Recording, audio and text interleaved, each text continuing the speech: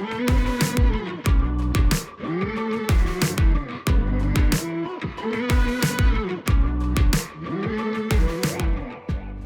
listening to the Decidedly podcast with Sanger Smith and Sean Smith. Our mission is to help business owners like you defeat bad decision-making so you can improve your health, wealth, and relationships.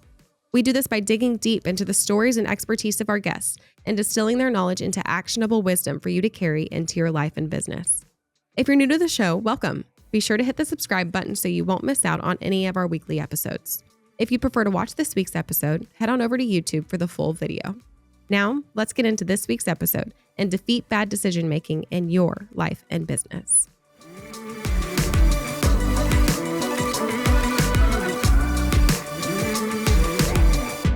So you try and be pretty healthy overall, but what do you think is the most unhealthy thing you've ever done? I've ever done? Yeah, ever. Well, so in college, I used to not study for tests until the night before. Okay. Or do homework until they were due. So the homework would always be due at like midnight, and the day before it's due at midnight. And so I would just wait until the last minute, and then I would take a Vyvanse at like 10 p.m. and I would stay up until I would just not go to sleep. Actually, I would go all through the night studying until it's time to go to that class at 8 a.m. Oh, that's a good answer. It was really bad. Yeah, that's a good answer of a bad thing. Mine was also, I guess college is the type of, is when you do the stupidest stuff. Mine was, here was a dinner. I would get a block of Velveeta, like a whole brick of it. That's repulsive. I know. Cube it up, pour the paste pecani sauce in the bowl with it, and just heat it up. And just that was queso. You that would have queso Velveeta, for dinner. Queso for dinner. How many times have you ever, all right, so this is another one on my list. You order like a large pizza, because you can eat it for like 3 days. Like you can have some for dinner that night, and then you can have some tomorrow, and the next day. And you get to about half of it and go, just one more piece. And then, so now you get like 3 pieces left. You're like, that's not a meal. That's not enough to save. That's not a meal. I might as well eat the rest. Right. I don't want to just save like one piece. Like that's dumb, And before you know it, you've eaten the whole thing. The whole pizza. And then you just feel like crap. Yeah. You told me one time when we ordered pizza together, you said, well, we always eat however much pizza there is. All of the pizza. Yeah. We eat all of the pizza. Yeah. So we could split a medium. And be fine. We could also split an extra large. And also be fine. Yeah. And I would get the same utility out of that pizza. Yeah. Yeah. Yeah. You just feel horrible. So pizza probably one easy habit to just kind of like move off the board to be healthier. Speaking of being healthy, we have a veteran Decidedly guest today. We've got Dr. Julie Kennedy coming back on the show. She's a board-certified family nurse practitioner with a focus in functional medicine for over 25 years. She's rooted a practice in functional medicine. Her approach identifies and treats root causes as opposed to the typical Band-Aid solutions that Western medicine often provides. So we talked about a lot of healthy habits, things that are maybe present in your life that are causing health problems that you might have overlooked, how to maintain a healthy lifestyle.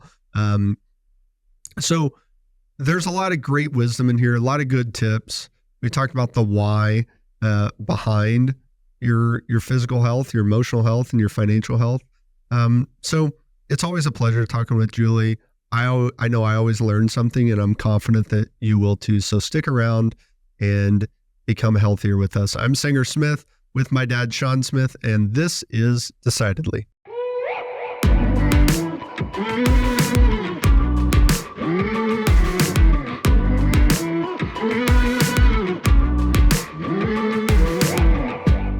How come whenever I sleep like 9 hours, I feel worse than when I sleep 5 hours? Right now, I'm working on 9 hours of sleep, and I'm like, I was so excited last night, went to bed at like 9 o'clock, wake up, I'm like, man, that was a waste. I should have stayed up till midnight. I'd feel even better. Well, you could have hit a cycle where you woke up in this deep, deep sleep, but also the 5 hour piece is probably running on adrenaline and cortisol. And so you're going to get that huge spike of like, let's go, let's do this. But you actually haven't gotten enough sleep. Okay. So you only think you feel better is the issue. You're running on adrenaline. you're saying if I'm all hyped up on cortisol, that I have more energy, but is it a bad energy? Yeah, it's a temporary energy. Mm-hmm. So in your experience, how many business owners are operating like that day to day, just running on stress hormones? Most of them. Okay. What does that look like aside from just, not getting enough sleep, for example? Yeah, so that can eventually turn into weight gain, brain fog, working from more of that frontal lobe of the brain where it's like quick decision making, but not necessarily living with joy. And then long term, what I see is it impacts their hormones, so thyroid and sex hormones, in the long run. So I hear people talk about thyroid. What is a thyroid, and what is the consequence of having thyroid problems? Yeah. So our thyroid gland is located here, and it's one of the glands that is part like in your throat. Mm-hmm. Okay. Yes. Mm-hmm. It's a gland. I thought it was in the thigh. What's it? This is good that we're talking about this. Health education. I always say knowing our body is super important. So yes, it's in your throat and not your thigh. That's first thing. And it is a gland, and it's part of the endocrine system. It's one of the major systems of the body. And the thyroid gland is in charge of our metabolism and our energy. And so when we've been running on our adrenal glands, which we have 2 glands that sit on top of each kidney, and they are in charge of producing our major stress hormones like cortisol and adrenaline. When we've been running on that for too long, the thyroid starts to kick in and say, well, let me help out. But they kind of work together as a team. And the thyroid gland starts to get dysfunctional. So that can look like either an overactive or underactive thyroid. So meaning we start to have either too much energy and you're very hyperactive and you're losing weight and you have anxiety, heart palpitations, that's a hyperactive or overactive thyroid, or underactive, which hypothyroid, meaning you're going to start gaining weight, you're lethargic, sluggish, and it also impacts sleep. So it's just a vicious cycle. How many people who say they have a underactive thyroid are really just fat? They're just not healthy, but they're blaming it on an inactive thyroid. It seems like I come across that a lot. Well, unfortunately, with the foods that we eat and the toxins we're exposed to and running on adrenaline all the time, it's the perfect storm for thyroid issues to be a major problem. Now, I can't tell you whether people are getting their blood work checked. That's how we diagnose an underactive or overactive thyroid. It's checking someone's thyroid levels. But I wouldn't think that people would just be dishonest about that. It's really difficult once you have hypothyroidism to lose weight. You have to go after the root cause, which is what I do. And that can look like lowering toxicity level, managing stress, getting more sleep, setting healthy boundaries, and looking for underlying infections is another one as well. So what sort of environmental toxins are causing an underactive thyroid? Mm-hmm. So when you look at toxins, it can be cleaning products that we use. So the environment, cleaning products, candles, also personal products like perfumes, shampoos, soaps, all those things we look at. Even the food that we eat, any chemicals that are added to foods or pesticides, so making sure we eat organic foods, corn, rice, those things absorb toxins more than some foods. looking at all those things is really important. So all the women in my office are all about eliminating environmental toxins in like cleaning products and perfumes and things like this. And I had no idea until recently that made any type of difference.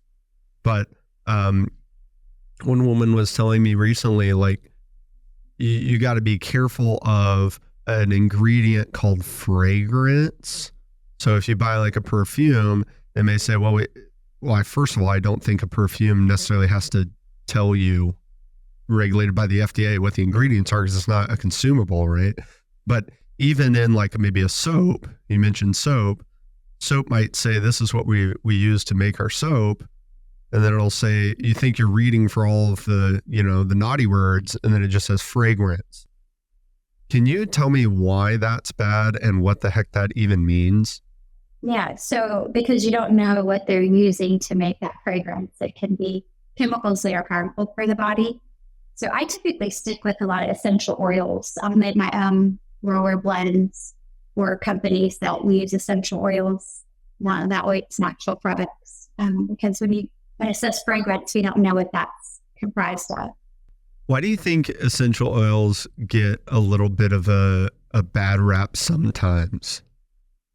They're like astrology adjacent. I use them. I'm not being a hater. How do you use essential oil? I use them in the sauna. Okay. Yeah. You might tell me I'm doing this incorrectly, Julie, but I put eucalyptus oil on the sauna rocks. Okay. And then I put a peppermint oil on my toes. Sure. And why do you do that? Because it smells good and it feels good. The peppermint oil feels good, and then the eucalyptus oil smells good. It's perfect. Okay, so yes, that's totally fine. Eucalyptus is used for clearing your airway. So for allergies, it's really helpful. Sinus issues, it's really helpful. Peppermint is good for energy. So maybe you're just needing those things intuitively. You selected them. But as far as why it's a bad rap, you could say that about a lot of things, I feel like. So there's just a past history with oils and people questioning, like, does this really work? And I feel like it does. I've had a personal history of using oils. Lavender is a big one for me that helps with calming. I use that a lot for anxiety and calming, and peppermint for energy. And I've used a lot of oils for allergies too, and had really good success, not just with me, but with patients. Yeah, I think it's funny how some people are quick, and it's less common now, but people are really quick to say, oh, essential oils, that's a bunch of nonsense. But then they go buy like Dove shampoo that has who knows what in it. Sure. Or any other, big name brand that we just accept. We're like, oh yeah, this is totally fine. Sure. Well, at least I can tell you what's in my eucalyptus oil. Exactly. Whether it really does what it claims to do or not. There's a lot of products that have a lot more harsh chemicals in them that, in my experience, don't do what they claim to do. Whenever I'm having like an allergy attack or something, people are like, let me give you a, Benadryl. Like, why? So I can go to sleep for the next 48 hours? Like, that's not helpful at all. With a bunch of chemicals. Yeah. I mean, consider the source of who's saying that. And really, ideally, we have to do what's best for us because it's our bodies and we're the only ones that care the most. So what other ways would somebody integrate essential oils into their lifestyle other than just dropping them on the hot rocks in the sauna or something like what Sanger said? Sure. So I have people even put it in a neti pot for allergies, or if they have mold toxicity, it helps kill off stuff in their sinuses. So that's very helpful. People put it on their wrists, their spine, their feet. Our skin absorbs about 60% as opposed to when we take something orally, it's 90%. So it's still a pretty good amount. That's why it's so important that we watch what products we put on our skin. So we can use it for lots of things, calming, like I mentioned before. I'll have put it on their liver as well to help liver cleanse and detox the liver. That's really helpful, help with digestion. It just depends on what type of oil. I mean, you can find an oil for any issue. This is true. Do you see more women affected by this underactive thyroid thing because they are introducing more fragrances and lotions and those types of products into their life? That is correct. That's part of it for sure. They call them endocrine disruptors. I mentioned earlier that the thyroid and the adrenal glands are part of the endocrine system. So makeup is a big one. Face products, these products to look younger, all these hair products that we use, dyes even, and the skin, anything for cellulite, all of those products we're constantly using. And then in addition, women, our hormones are constantly changing. So that has an impact as well. But women are definitely more impacted with thyroid issues, autoimmune issues, and adrenal issues. We also don't have the testosterone that you'll have that helps with clearing a lot of these things. So that has an impact too. Wait, testosterone clears things? What are you talking about? Y'all have higher levels of testosterone. And so I'll even see men and women come in that have lived in the same house that has mold for many years. And the women are really, really sick. This happens a lot. And it has to do with testosterone and just being able to metabolize things better than women do.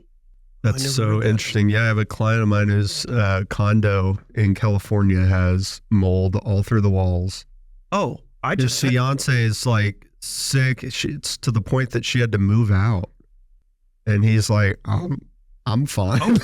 Yeah, well, I may have an issue in our house. We have a storm cellar in our house, which is kind of rare. And it's got a torture chamber. Yeah, it's like a torture. It's like a Is this where you grew up? And Singer. What? Well, no. So we just bought this house, and it had this storm cellar, in the house. And so I went down there the other day, and I hardly ever go down there. And there's a pump because it's got a hole that goes looks like a well or something, but there's water kind of in this. So we have this pump that kind of pumps it away. Well, the pump failed. So there was 6 inches of water down there last night. Yeah. And this dresser that was sitting there, it just looks like 3-week-old bread now. It's just covered in mold. It's I don't know what to do about it. I got to spray this thing with, but okay. So there's my question. Do I just spray this with Lysol? And that sounds like another bad toxin I'm introducing. What do I do? I call in a specialist for these things. So really? Yes. Yeah. Mold toxicity is actually one of my specialties. And I don't know if I told y'all last time I was on the show that I'm still recovering from mold toxicity. My daughter and I were living in it. And so I got so sick that I quit my job last year. Yeah. Oh, wow. Mm-hmm. So what do you do in a situation? Okay. So in a real life situation like that, the whole room where this thing is, it's all concrete. All right. So there's no mold on the walls or anything like that. It's not going to get in the house, but I got this dresser that I'm thinking I don't know if I just throw it out or how to clean it off. Well, I would definitely. It's all fuzzy. And I have people you can call for that. And definitely okay, I'll get those names from whole process. But you say that it can't get everywhere, but this is not true because mold produces mycotoxins that are released into the air. And then it gets into the vent system and it can spread. So you do want to contain it and make sure that it's treated properly. Yeah, so I got to call. But you were saying that it can get throughout the whole house, get in the vents. So you just burn your house down or what? No, there's a way to treat all of that. Just make sure it's done properly. So you were talking about microtoxins that can get into the whole air and ventilation system. So what do you do if that happens? So that's when the professionals come in and they spray and treat the air. Mm-hmm. Yeah. Bunch of Lysol. They test it first. They test it first to see what's showing, if there's an issue, and then they treat it accordingly. So Julie, the common theme seems to be that there's a lot of seemingly small issues, whether it's the lotion that we use, soap we use, the mold doesn't sound like a small issue, but maybe the causes of it could be easily overlooked. Lots of things that we've overlooked as a culture for a long time. And maybe still to this day, there are individuals whose health could be so much better, but they have no idea because they don't even know how these things are affecting them because they're so present in their life. And it took people like you to have these negative stories, negative personal experiences to say, you know what, I think I can find a better way. What is the solution to unlocking an improved health, an improved life for the average American? Yeah. So it's like you said at the beginning, it's typically not just one thing. And so when I work with people, we're looking at all these different aspects of their lives. And it's very difficult to say, oh, it was the sauna that I go to 3 times a week. That was the solution to all my problems. It doesn't typically work that way. So we're looking at food, we're looking at sleep, we're looking at movement, stress management, all these different categories that can have an impact. Now, what I've seen in my generation is that birth control use, more processed food use, all of these have had an impact on a lot of women that age. So that's cleaning that up and reversing some of that has had a huge impact. Being aware of that this is an issue. So when it comes to those things, is it as simple as just stop doing it? Or are there things that people need to do to kind of reverse the long-term effect of having used birth control for 20 years, for example? It's a good question. It's both. And so the girls of the younger generation, when they come to me for birth control, we talk about more natural methods or ones that will have the least impact on adjusting their hormones or messing with their hormones, I should say. So it's both. If someone is really, really sick and it's had a huge impact on them, then it's a lot of clearing and trying to reverse and get their body to do what it's supposed to do. So aside from birth control, what are the other most common sources of the problem that you see when patients come see you? So processed food of any kind is a significant issue. And their beauty products and cleaning products. Those are the big ones. And stress. I know that's not a product but it can be a toxin in that it makes our stress hormones elevated for longer than they should be. So beauty products, stress, processed foods, birth control. So when you have patients who have one or more of these issues, or maybe even all of these issues, and they want to remove them from their life, some of the time, I imagine they are unsuccessful for a variety of reasons in removing these things from their life. What makes a difference on whether someone successfully removes these or is unsuccessful in removing them from their life? So I think that's multifactorial. One is when they meet with me, I give them alternatives. So a lot of times it's just that they don't know what to switch to. That's the first step. It's just giving them, okay, instead of that, do this. One thing they haven't talked about is alcohol. That's definitely a significant toxin. I know with my mold toxicity, I removed it completely last year. I haven't had a drink in over a year now, just to give my body a chance to heal and recover. So that's another one that I talk with clients a lot about. And it's one of those things that can be a touchy subject because it's like, how bad do you want to be better? You have to make the changes. And that's just... Seems like the alcohol would kill the mold. I don't think Sean, many people... well, you don't know. You could, many people think like you. Yeah, you could pour a Tito's in your vents. But drinking it might not be helpful. What Julie recommends. I really have... I don't drink. I haven't in a long time. One of the ways that it makes it easier for me to not drink at all is non-alcoholic beer. So a company called Go Brewing, started by Joe Churro, who was on the podcast a while back.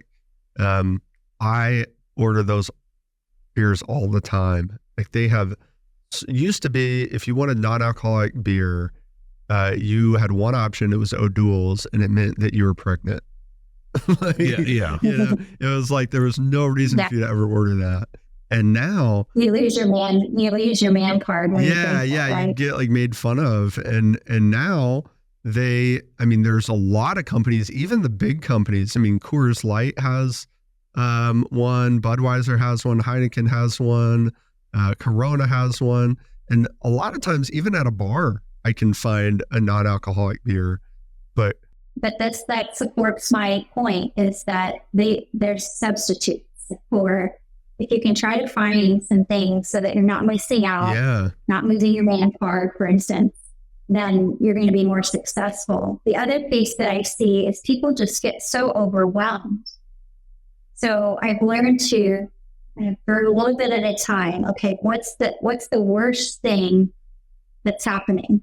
You know, what's the most toxic thing? But if we get rid of that and get you feeling better, then you're going to have more buy-in. You find that it's alcohol most often? That's the thing? It just depends. I mean, some people could be on a lot of medications, and that's the issue. So how do you balance out if you suspect that it's medication?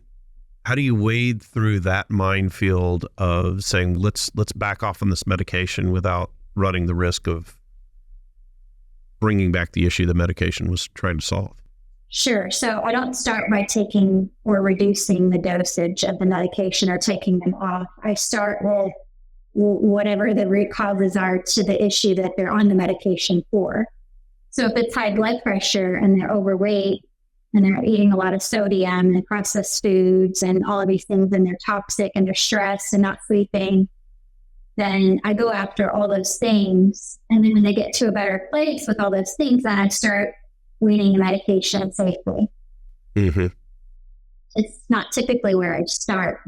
Yeah, it's difficult. Kind of like what you were saying about, you know, sort of losing your man card if you're just drinking non-alcoholic. Where it's difficult. I was at a conference a while back, and we go into the big room, you know, where the big banquet room where all the buffets are set up, you know, kind of around the place.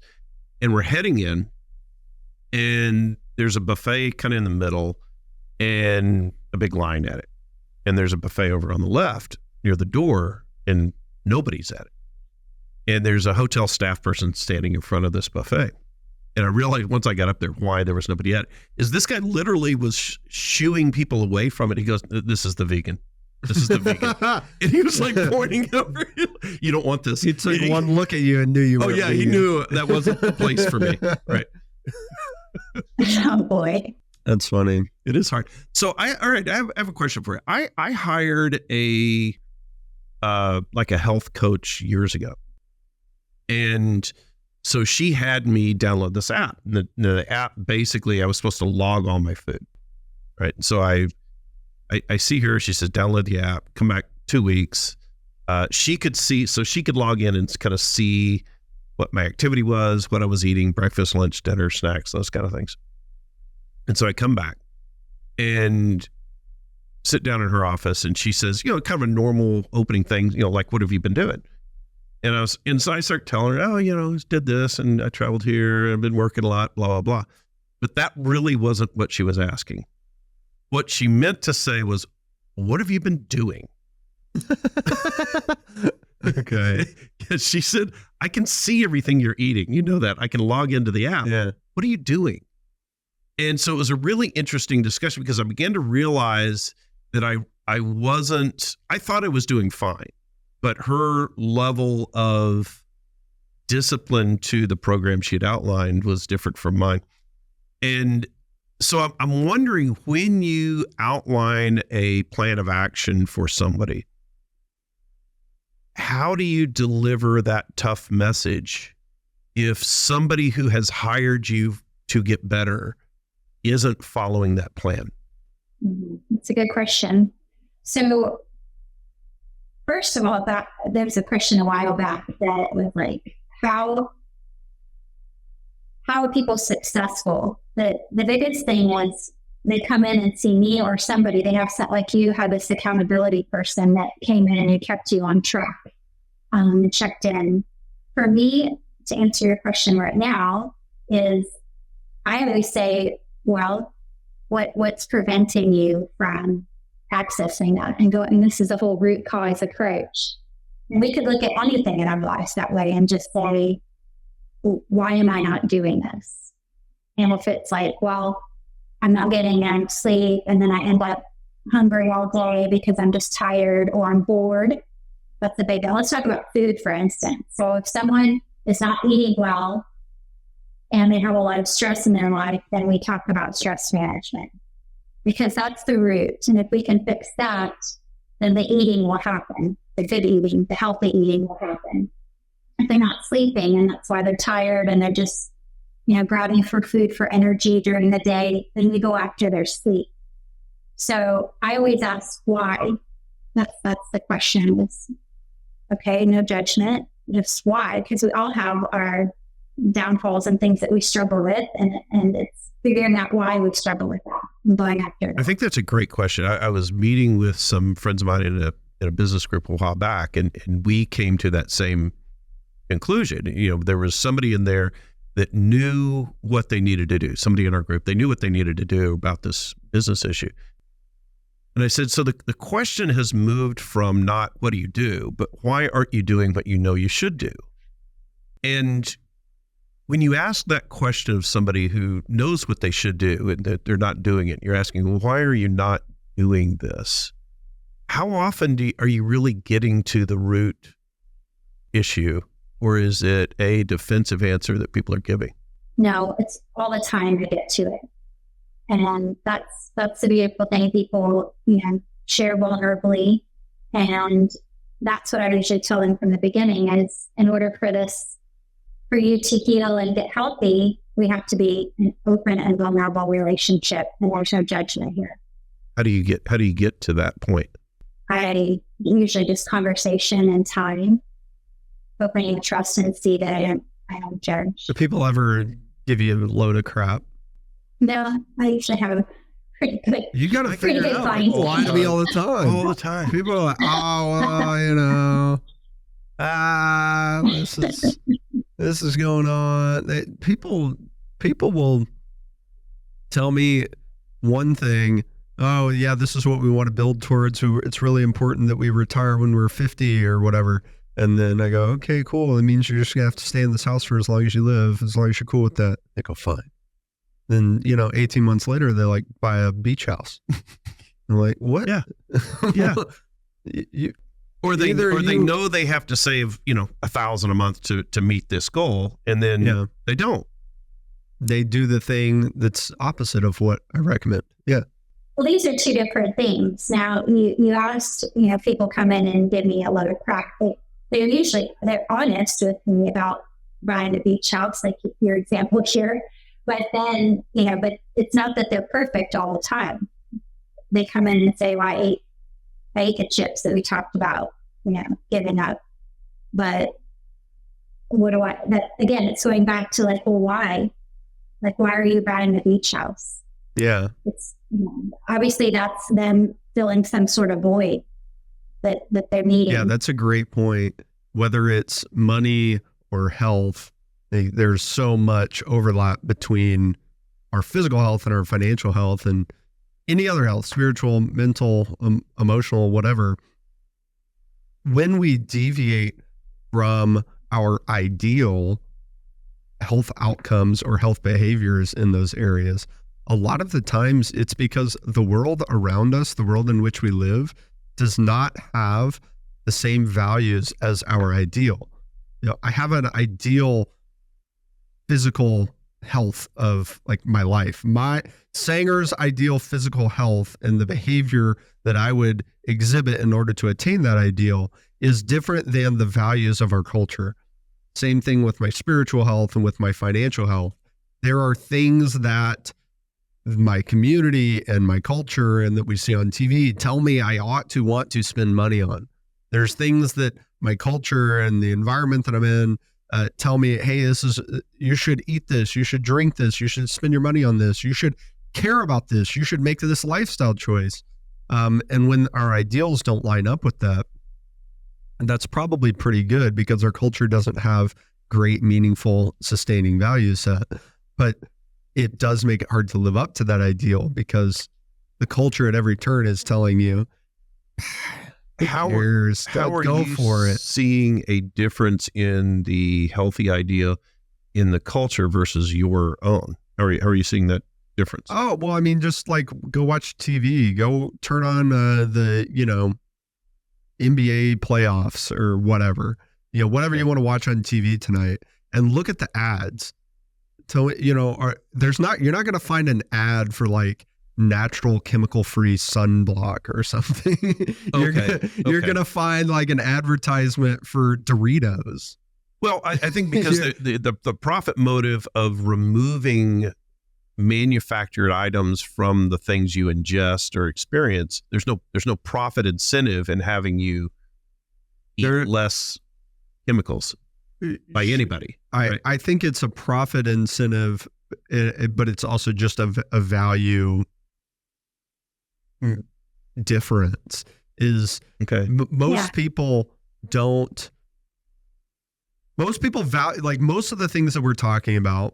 If it's like use birth control, for example, I'm not a woman. I might get in a little bit of trouble for this, but I assume that natural birth control requires a little bit more effort than the pill. I mean, that's why the pill is popular, is you just take a pill. Okay, so most people value short-term comfort, and they're willing to say, those consequences Julie's talking about, whatever. Like, I'm just going to take the pill because I don't want to track my cycle and measure my body temperature and do the procedure at the same time every single morning, first thing when I wake up, whatever it is. Same thing with, with anything else. There's luxury and comfort that I can introduce into my life where I get immediate reward, or I could have delayed gratification, have a healthier outcome, but that requires more work and less comfort and less luxury. And the profit incentives definitely line up with instant gratification because it's easier for me to sell instant gratification than it is for me to sell delayed gratification. But I think it's also just how most people are, because it takes discipline to say, I'm going to eat healthy. Because if I'm eating poorly, I'm not going to feel the benefits of eating healthy tomorrow. It's going to take me weeks and maybe even months of eating healthy. And I might feel worse for a while because I really wish I had my honey bun. Yeah. I'm going to actually feel worse before I feel better. So I thought where you were going with that was that you had different purposes in mind for seeking more healthy lifestyle, for example. And I'm wondering, Julie, your thoughts on this is if you're finding that people aren't following a prescribed methodology and that you're digging as to the why are you wanting to do that? Are you finding that there are significant whys? For example, age-based, an older person might want to just have mobility. A younger person might want to have look better or get stronger. So there might be differences. Are you seeing that? For sure. The reason why people aren't doing things is time. You mentioned several of them, Sanger. Time and convenience. People don't want to put the effort in. Money is another big one, which y'all hit on already as well. It's cheaper to produce these products with all the chemicals. Those are cheaper than using natural things. And so therefore, in the end, the product to buy is more expensive. So it can be a cost issue. And then the emotional piece is always huge. I appreciate, Sanger, when I read your book and walked through those questions, it was like my financial, emotional piece. And I went back to when I grew up. My parents didn't have much money, and that's how they showed love and bought things, even maybe when they couldn't fully afford that, or they should have been using it for something else. And so that is transferred over, and it's my current financial situation, right? The way I spend money now and save money now. And so the emotional piece is huge when it comes to health and food choices. So looking at all of those reasons why, and then as far as the reasons why people want to get healthy, see that as the second question here. Definitely different reasons. Some can be, people have kids, it's for that, so that they can be around a long time, so that they can play with their kids. And yes, the 20-year-olds want to look good. And the older people, a lot of it is preventing disease. And these are more serious diseases like Alzheimer's, high blood pressure. They're looking at that, how to live longer and to move better, for sure. Yeah, I think understanding the why is important, and understanding like our past experiences, whether they were our choice or the choices of our primary caretakers, they really influence the decisions that we make and the motivations that we have, subconscious and conscious motivations in all health components of our life, whether it's the decisions we make with our money for our financial health, the decisions we make with our diet for our physical health, understanding like, what is motivating me, and why do I have this pattern that seems difficult to break. And sometimes it is, well, my parents did this for this reason, and so therefore I have this same like subconscious motivation, even though it was more conscious in the decisions of my parents. Sometimes it's the opposite. It is, I'm subconsciously rejecting the decisions that my parents made. And so I'm, definitely afraid of becoming someone who spends his money poorly because my parents did that. And I saw that, but you're not thinking of that. Obviously my parents That's an example. Right? Yeah, that's an example. But understanding that motivation is super important. And in my experience working with people and their money, people who do not put the work in to find the deepest motivation that they can find have less of a success in sticking to a long-term plan. This is true with all areas of health, but I think particularly with money, it takes a long time to have a healthy money relationship. It's more difficult, I think, than, and maybe it's just because I'm more attuned to it. I can't do like a 6-week boot camp with my finances and then go, okay, now just maintain this. With physical health, I think there's at least an idea. It might not be accurate, but there's an idea of I can do this 6-week course, lose 20 pounds, and then just hold on to my current weight and I'll be good. With money, it's like, that's really not going to work. I got to change my habits and then permanently change them in order to have this succeed. And so it requires a long-term commitment to that why. And when people have a shallow why, then the motivation falls off. When they have a shallow why, as soon as it gets hard, they get off track very easily. And so having an understanding our individual why is important. But then I would challenge everyone to say, what can I do to make this a more meaningful purpose than it is on the surface when I first included it?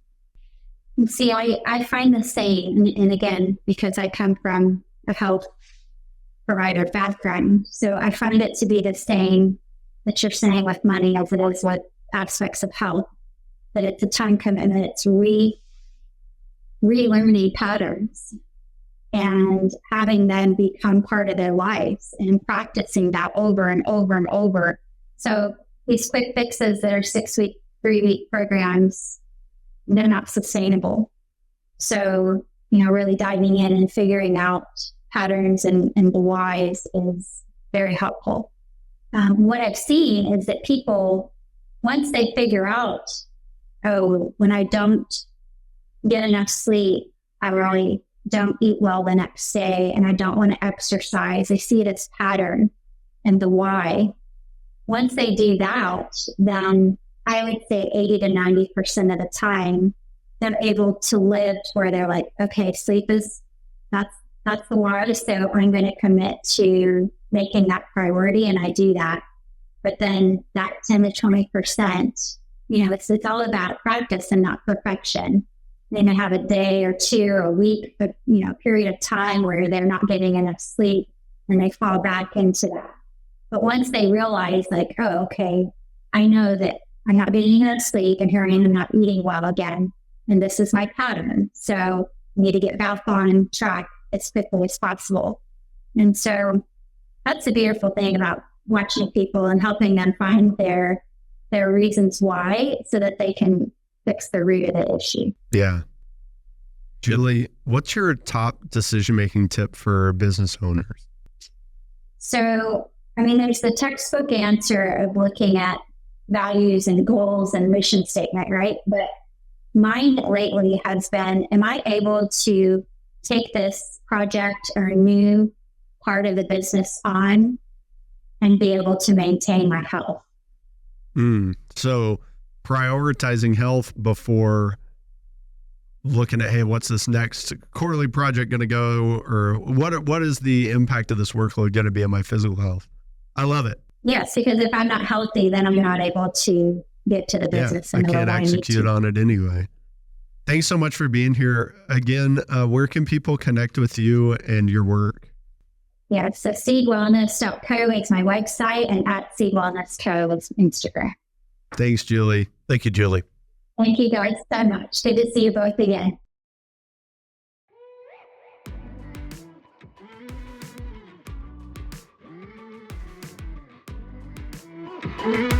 My takeaway from talking with Julie really relates to the type of work that you and I do, is that there are goals that we set for ourselves, whether it's a business goal, financial goals, health goals, like what Julie was talking about. And that it's super important to begin to look at about the third or fourth or fifth level down as to why you're doing that. So if you said, for example, I want to have $1 million in my investment account for, to pick some number. The question would be, why do you want that? He said, I want to lose 20 pounds. Why? Why do you want to lose 20 pounds? Well, so I can be more active, so I can live longer. Why is that important? So I can spend time with my grandkids. Why is that important? So I can make an impact and leave a legacy for them and make a difference. Whatever. Getting to that most core why, whether it's a financial goal, a marketing goal, a hiring or recruiting goal, or a health goal, I think is super important. And so often we quit at the first one. My biggest takeaway is her last comment, which is evaluate first whether I can, my physical health can sustain this new commitment. A lot of times we just take on commitment, sometimes because we see the dollar signs attached to it. But our physical health should have some dollar signs attached to it too. And sometimes it's hard to quantify what the impact of, loss of sleep would be, or an unhealthy diet, or missing our exercise that day. And we ought to consider that before increasing our workload. You just made a great decision to listen to this episode of Decidedly. Make another great decision by subscribing to the show and leaving us a 5-star review wherever you're listening. We appreciate the support. It helps business owners like you find our community and defeat bad decision-making in their own lives. For more decision-making insights, check us out at decidedlypodcast.com, on Instagram at decidedlypodcast, or grab a copy of Sanger and Sean's books from the links in the show notes. Finally, we'd like to thank Shelby Peterson of Transcend Media for editing and post-production of the show. Thanks for listening. I'm Morgan, your producer, and this is Decidedly.